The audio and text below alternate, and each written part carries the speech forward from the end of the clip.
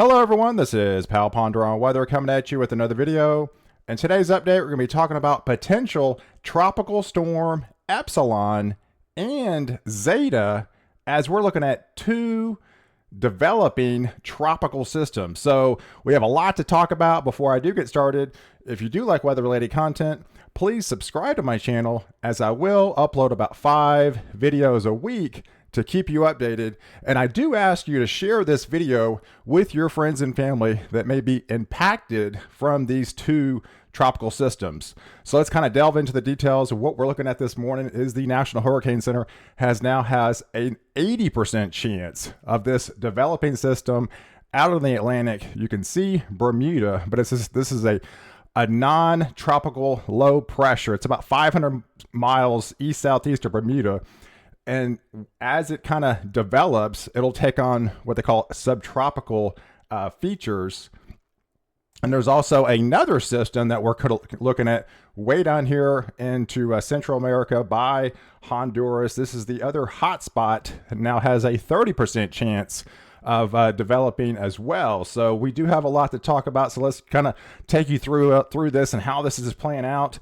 You can see pretty evident now that we have that anticyclonic spin around this system, and it's a race on what gets named. But the next system that will be named is Tropical Storm Epsilon, and we have a cold front that's firing up some thunderstorms right now, and this will actually kind of keep this system at bay, but that has got very light steering current. So this is not going anywhere anytime soon as it kind of spins around and kind of develops itself over the next several days. And I do think it will be named over the next 2 or 3 days.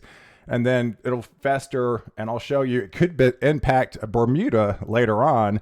But we also have this other area that's a disturbed weather. And as this area, what they call Central American gyra, gets kind of more thunderstorms developing over the same area, this will help lower the pressures and over time create a tropical system that I'll show you here in a little bit. But if we take a look at the latest guidance, the ensemble model guidance from what they call now is Invest 94L from that tropical system out by Bermuda. And as you can see, it really doesn't go anywhere anytime soon. This 96, this 72, these are hours of where it could potentially be even 3-4 days now. Here's 120, here's 144. So this system is not going anywhere because it has really light steering currents, but Bermuda would be in the crosshairs from this storm. And there's some model guidance that takes it to not only a tropical storm, but also potentially a hurricane as well. But more likely, this particular system would keep it away from the United States and develop as a subtropical feature, and then possibly as it moves away take on a more tropical nature. But it will still be named, and then the guidance most of the guidance takes it to a minimal or a strong tropical storm, but there is even some members taking it up to a hurricane out in the Atlantic. So Bermuda definitely has to be on the lookout from this storm. But if we take a look at the latest EPS guidance, and it shows pretty much a high probability of this storm developing over the next several days. And then we also have another hot spot down here by the Central America, which would be our second named storm developing as well. So, and then even behind that, with all this Central America gyro that's going on, I would not be out of the question that we could be even talking about another storm developing by the end of the month. So things are starting to get pretty active in the tropics as we now enter the second half of October, because the tropical, the heat potential in the Caribbean, in the Gulf, is just on fire. This is the hot spot that I'm concerned about. As this develops, this will be producing a lot of rain for the Caribbean. Here's Jamaica, here's the Cayman Islands, here's Cuba. So this is the hot spot around the Bahamas. this water is about 90 degrees. So once this thing starts to develop at low pressure, this will really start to intensify and dump extremely heavy rainfall over the region, and it won't be moving that fast. So we're talking some pretty hefty rain amounts coming up over the next week or two for the Caribbean.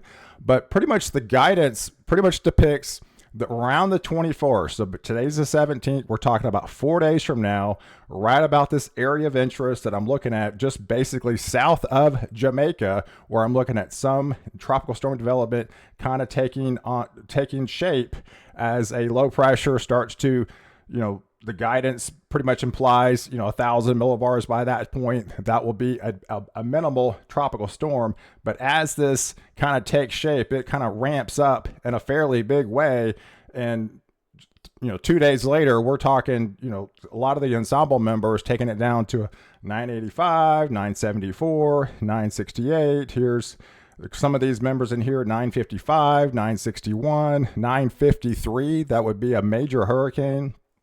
But here's kind of the range that we're looking at. So here's Jamaica, the Cayman Islands. We're talking Cancun here on the outskirts. So this area, Central Florida is probably right on the edge of this, more likely South Florida. But the main area concerned is basically Jamaica, the Cayman Islands, into Cuba, through this and into the Bahamas and South Florida. This is the main interest that I think more of the bullseye is going to be impacted from this storm. And maybe, Cancun would be on the back side of that. It still feels some effects, but most of these storms are what they call right side loaded, which a lot of the convection, a lot of the rain would be on the right side of the storm. And so Cancun would be on the drier, I guess, less volatile side of this particular storm as it comes to fruition. But if we take a look at the overall precipitation water guidance, a lot of people have been asking, well, how much rainfall are we looking at? And this is the available potential water content in the atmosphere by the 21st, and these ranges are all the way upwards to 2.5 inches of the atmosphere. This is per hour rainfall, so we're talking some really hefty rainfall starting to develop around the 21st, just south of Jamaica. And as this, I'll kind of take you through on a day-to-day basis, and just 24 hours later, this really ramps up just to the south of Jamaica, dumping some extremely heavy rain by next Thursday on the island as they start feeling the effects of this tropical storm system, and it kind of really ramps up. And as we take it through the next day, it really doesn't go anywhere anytime soon. So you can see it doesn't really move very fast over a 48 hour, 72 hour period. And this is the area of concern that I'm looking at. Here's Jamaica, the Cayman Islands, of areas of impact from this storm, and this would probably be a tropical storm at this point, if not developing into a hurricane as this moves up northward. As I said, it's not really, as it deepens, it doesn't really move anywhere time soon. Now we're talking 3-inch per hour rainfall rate potential in the atmosphere right over the island. So this is dumping a lot of rain over this area, and this expands even if you're not in the actual bullseye of the storm, just on the outskirts, the wind flow. We're talking all this area is at least 2-inch per hour potential rain amounts in this area. Not that it says it's going to rain that much every single hour, just the atmosphere has the capability of producing that amount of water content in the atmosphere per hour. So this area is really fired up with extremely 90-degree water temperatures. There's really light shear in this area. So yes, this area is definitely has the potential to dump an extremely amount of rain over Cuba as it moves onward, and then eventually pass over Cuba. And even though it's going to pass over land, it really doesn't just disrupt the storm. So even if it passes you, you're still going to get the backside of the storm, even down to the islands, and impacting Jamaica still and Cuba. So but as this moves up, then now we're talking as it crosses over Cuba, then we're talking it could potentially be impacted the Bahamas now, and you start feeling the effects in Florida as well from this storm.